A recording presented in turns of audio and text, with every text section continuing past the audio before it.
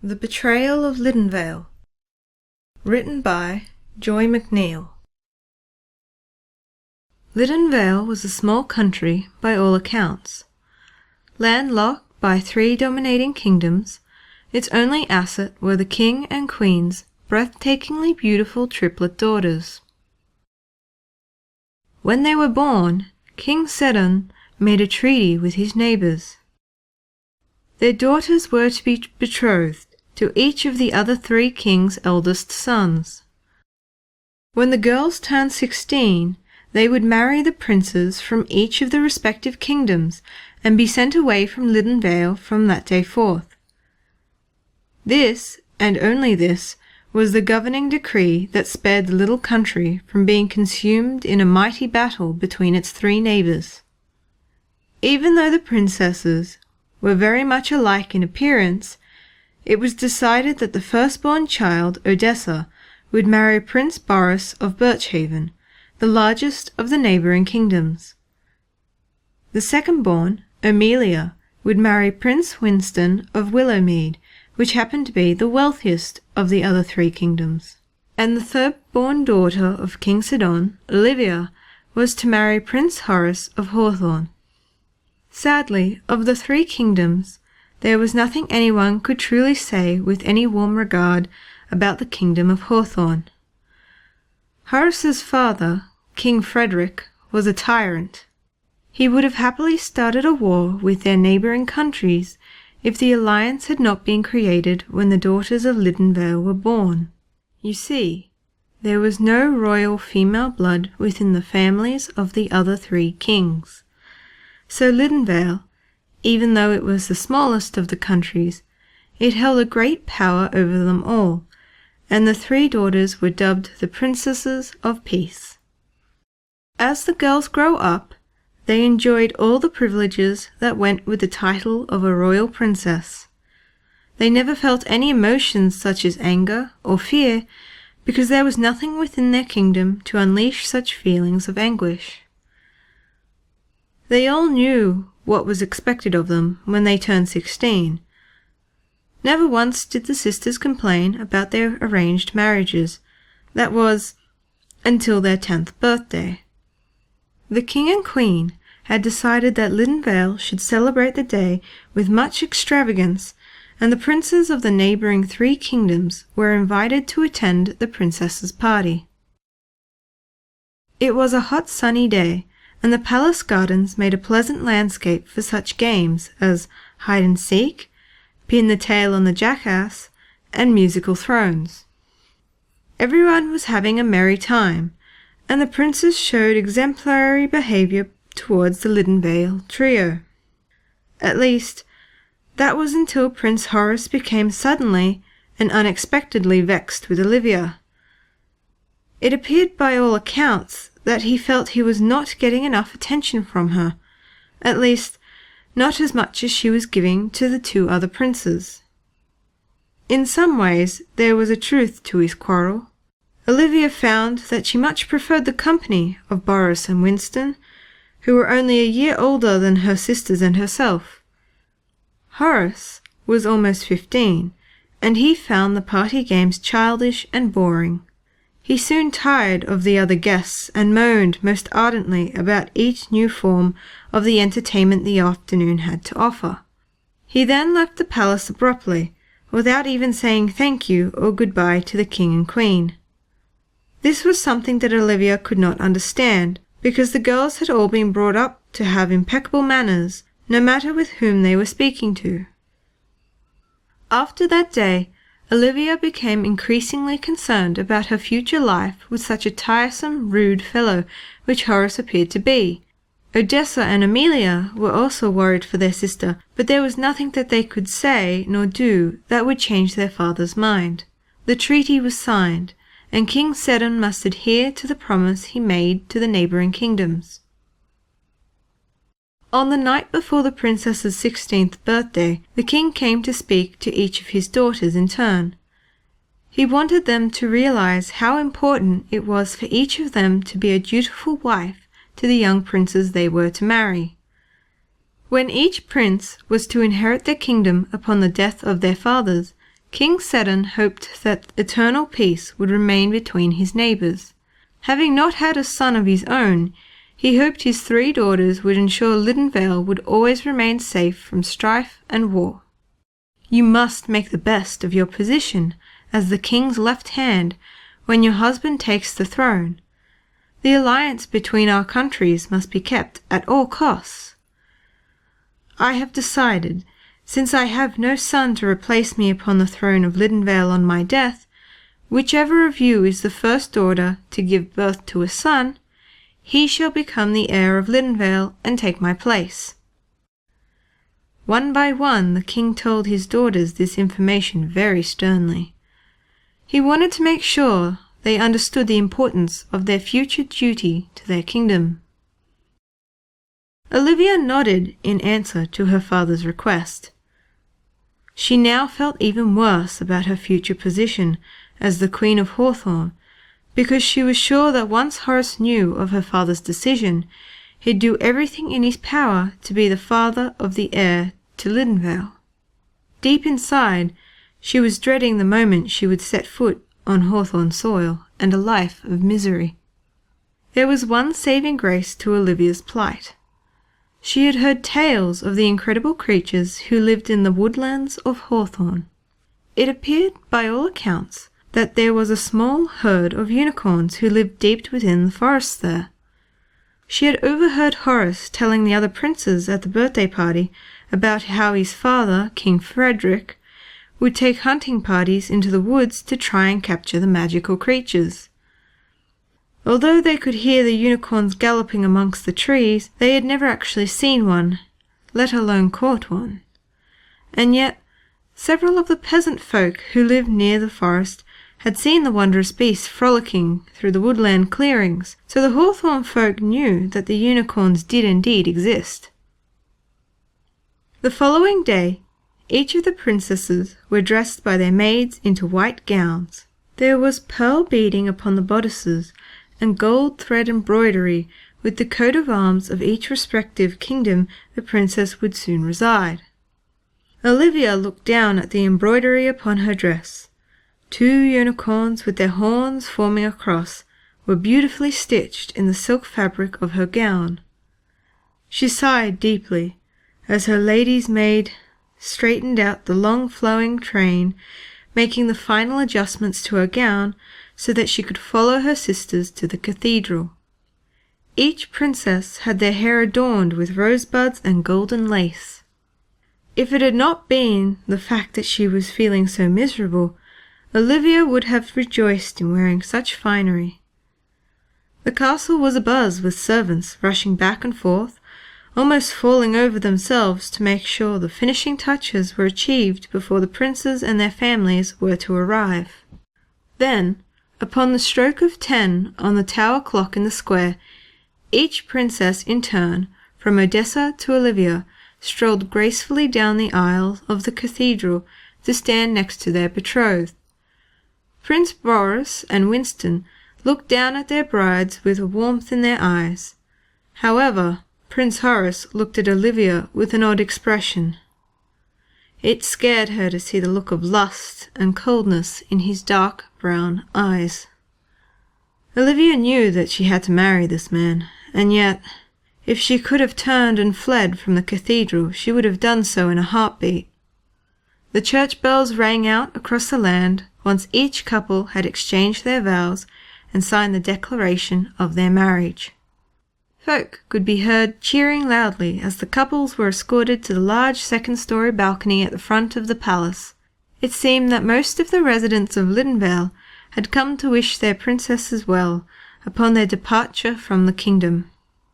They waved and cheered as the group stood there waving back to them. Then, once the formality was over, the couples were taken to the banquet hall for a huge feast with much entertainment.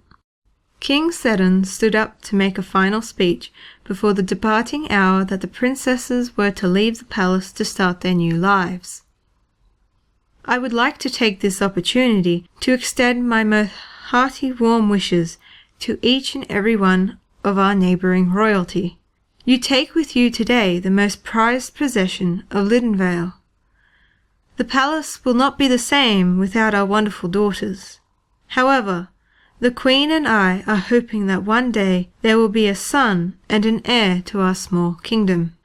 That being said, whichever of our 3 daughters is the first to bear a boy child, their son will inherit the kingdom of Lydinvale upon my death." There was a lot of murmuring within the courtiers and guests upon hearing King Sedon's declaration. Prince Horace looked down at Olivia with sudden interest, after having practically ignored her for the duration of the feast. There was a wry smile upon his face, as one side of his lip turned up cruelly, and his dark eyes surveyed her with renewed interest. This look only made Olivia feel more uneasy about her imminent departure from her beloved home and family.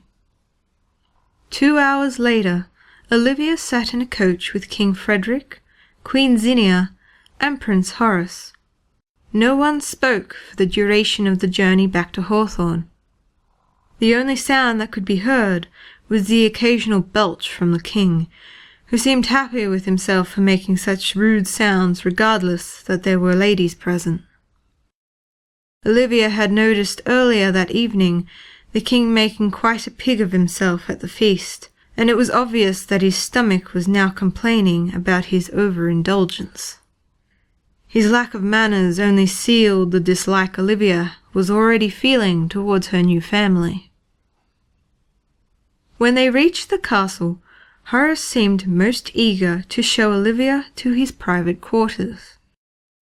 He had no intention of showing her about the main palace drawing rooms, or explaining to her who the portraits were of which adorned the walls of the staircase, as he took her by the hand and hurried her past them.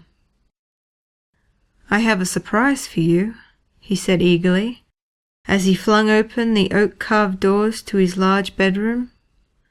Olivia would have restored the faith in her new husband had the room been filled with garlands of flowers, or boxes of chocolates and strawberries, but alas, there, pouring hot water into a large clawfoot bath, were 2 attractive young servant girls, while another 2 lay upon Horace's 4-poster bed. All were in a stage of undress. "These fair creatures are my concubines. They are here for my pleasure, should you not please me in the bedchamber. But I'm also willing to share them with you, if you should care to entertain me," he said with ease, as if he had just asked Olivia if she would like to share a glass of wine with him, and not the additional women to their marital bed. Horace walked forward and placed a hand upon the bare breast of one of the women, as she gently tipped hot water into the bathtub. "I have asked the ladies to wash you before I take you upon my bed. I will revel in watching them bathe you with love, as you are made ready for me." When Horace said this, fear gripped Olivia. She did not want to be a form of entertainment for this horrid fiend.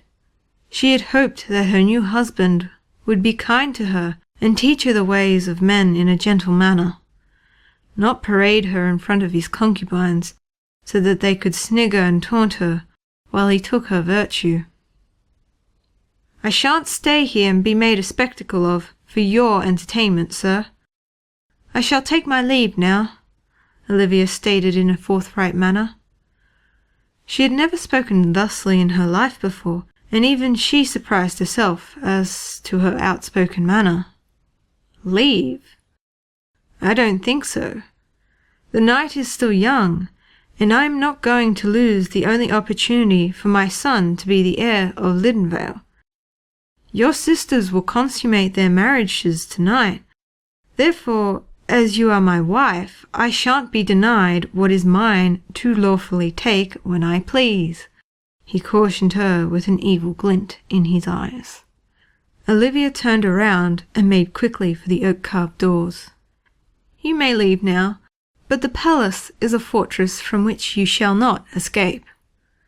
I had the foresight to realize that you would run like a scared fawn the moment you thought you could not do as you pleased. At Hawthorne we manage our affairs very differently to the fairy tale ways of Lydinvale. The palace guards have already been informed that should you make to leave the castle, they are to block your exit.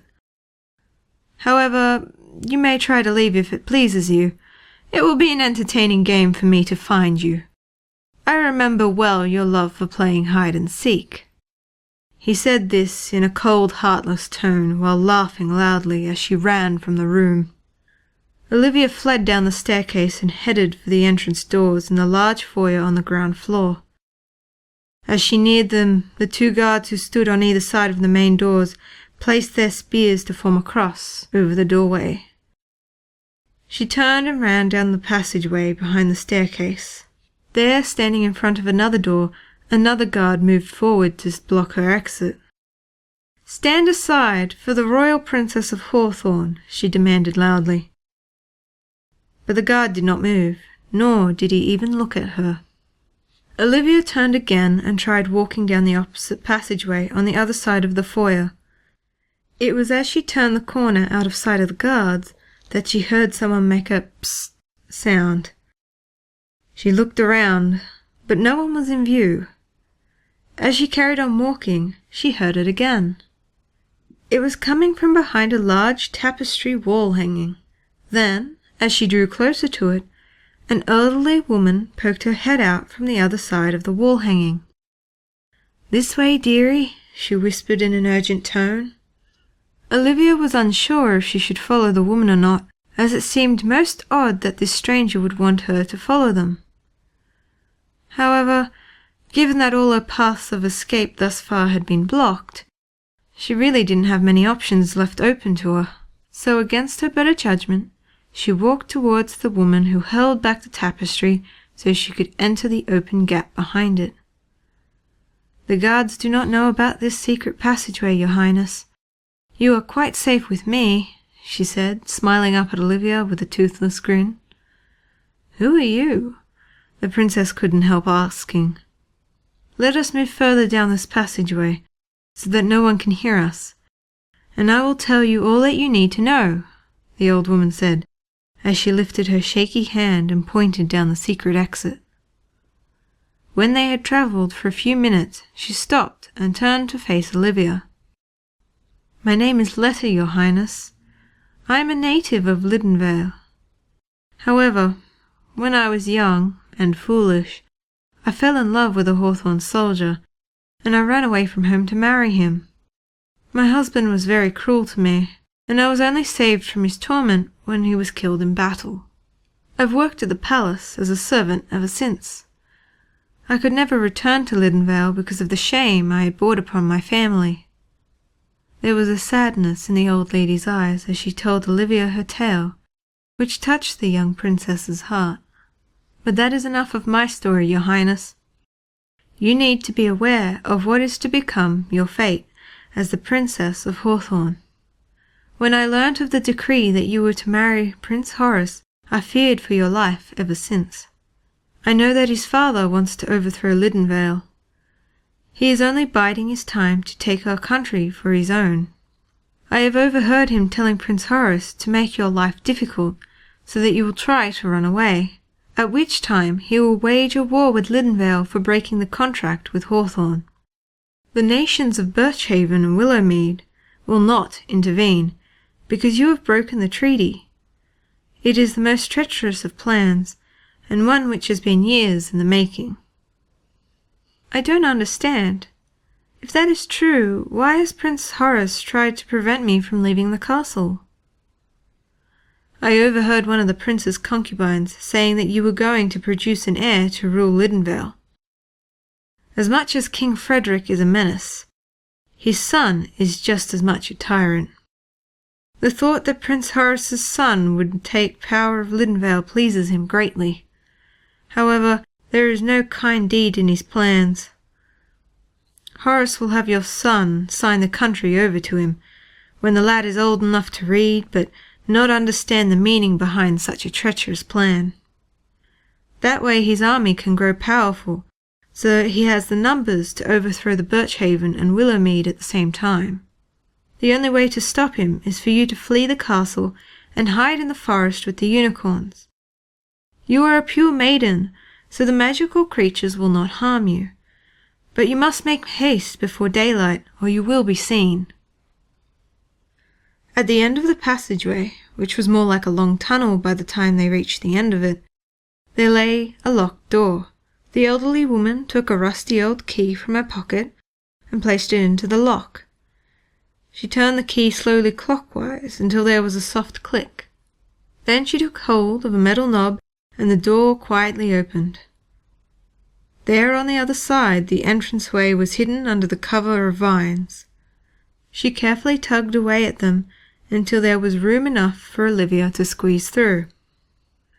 This doorway leads to a side of the castle which is never kept by the gardeners. A curse was put on the garden by an old witch who had a quarrel with King Frederick over some unpaid business. If anyone tries to tend this part of the palace gardens, the foliage grows back within minutes and is twice as thick as before. Even the guards do not come here. They fear the trees have been bewitched and will strangle them should they ever enter the garden. But you will be quite safe, I assure you. If you move straight ahead through the undergrowth, you will come to a clearing with fields in front of you. Keep moving in a direct path, and you will soon come upon the enchanted forest. It is there you will find the unicorns and fairy folk, which should be a safe haven, Letter advised the princess. She then embraced the young woman warmly before holding back the vines so that Olivia could make her escape. The undergrowth was very thick, and Olivia had a difficult time trying to navigate her way through it. She was still wearing her wedding gown, and the train kept catching on the branches that encircled her like a wreath. She tugged at her dress to free herself on numerous occasions, and by the time she reached the far side of the garden, her beautiful gown was in tatters. Olivia didn't care, as she made haste across the open fields, heading for the dark forest ahead of her. Once she reached the protection of the trees, she fell to the ground and wept. The whole ghastly ordeal of that day had broken this once happy princess, and she wondered if she could ever be happy again. Olivia was so caught up in her anguish that at first she didn't notice that she was now no longer alone. It was not until she felt hot breath on the back of her neck that she realized that there was someone, or rather something, standing over her. She froze in fear, not wanting to turn around and face whatever the creature may be. Then, when she made no effort to move, the beast nudged her with its velvet soft muzzle and spoke. "Get up, Your Highness. We need to move further into the woods. You are not safe here." Princess turned her head around slowly, and her eyes locked upon the face of a beautiful, radiant white horse.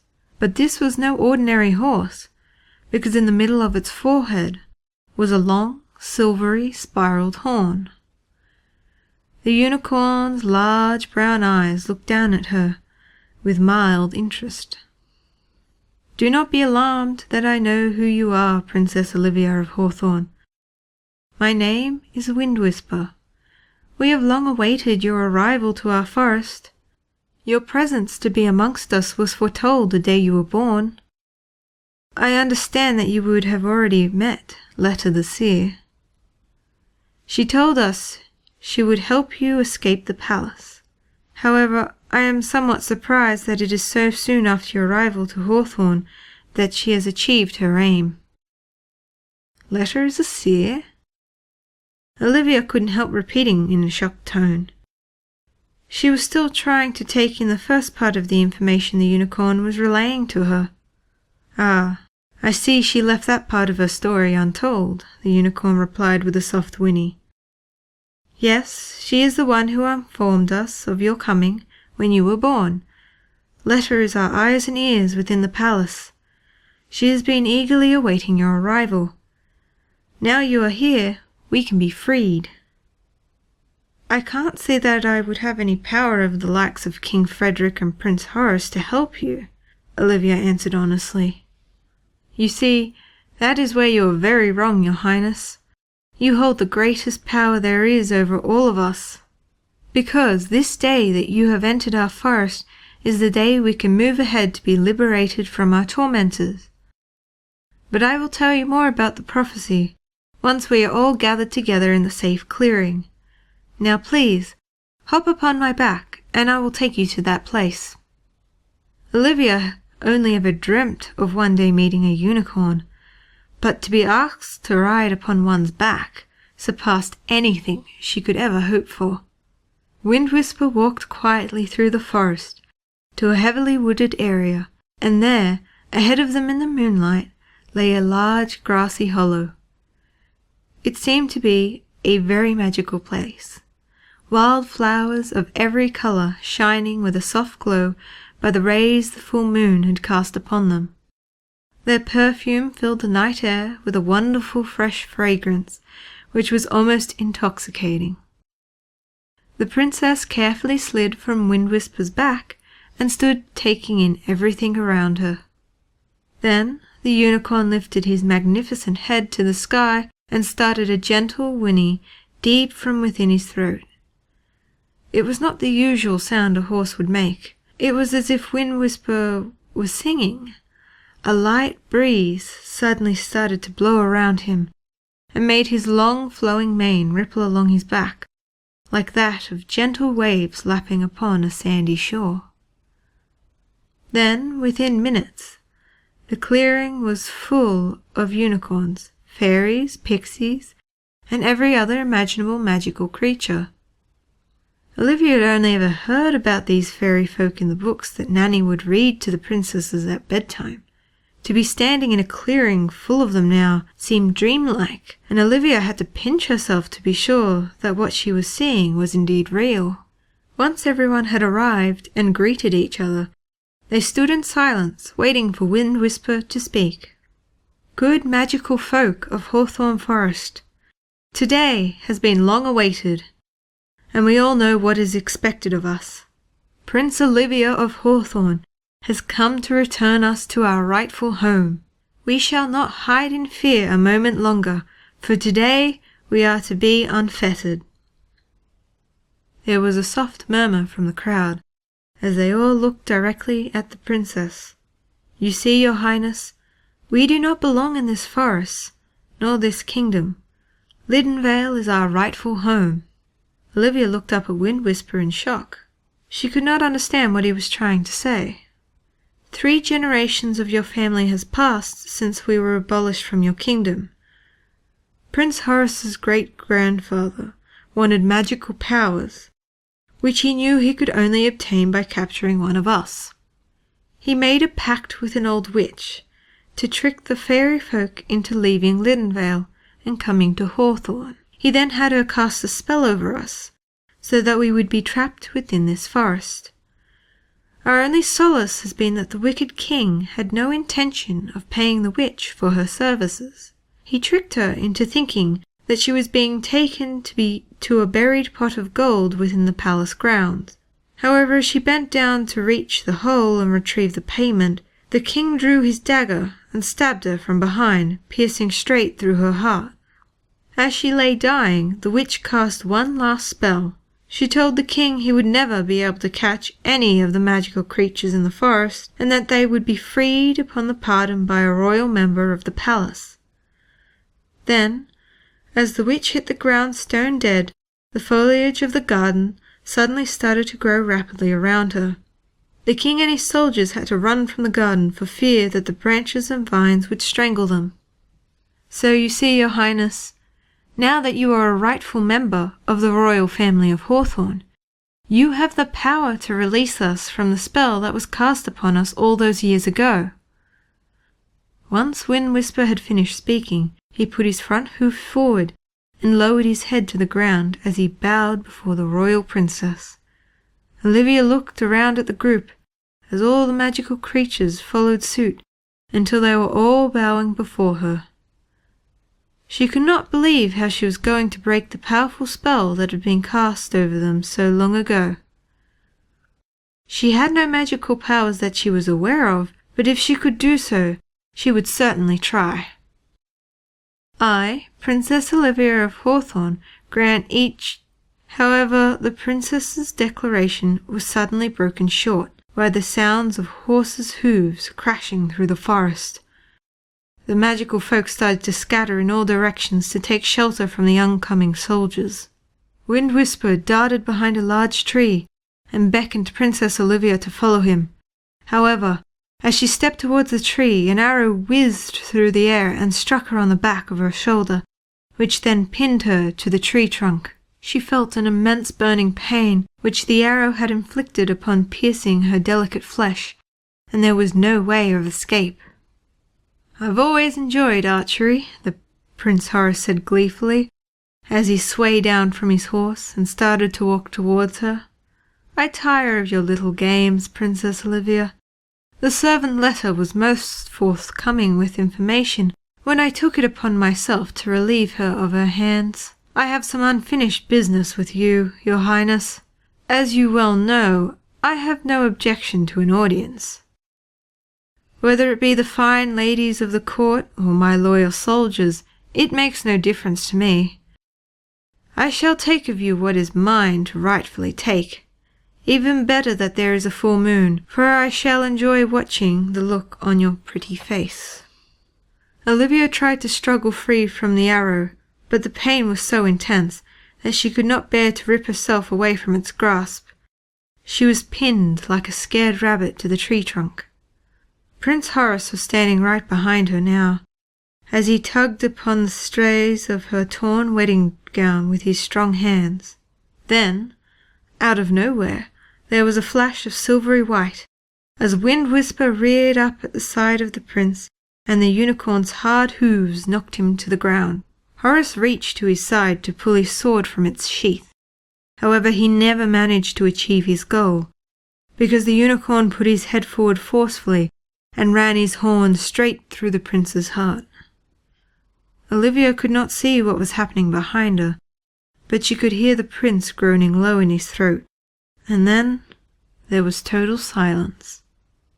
When the soldiers saw what had happened to the prince, and the other unicorns started to reappear in the clearing, they turned their horses about and galloped away through the forest. Wind Whisper then spoke to the princess in an urgent tone. "We need to make haste before word reaches the king of his son's death.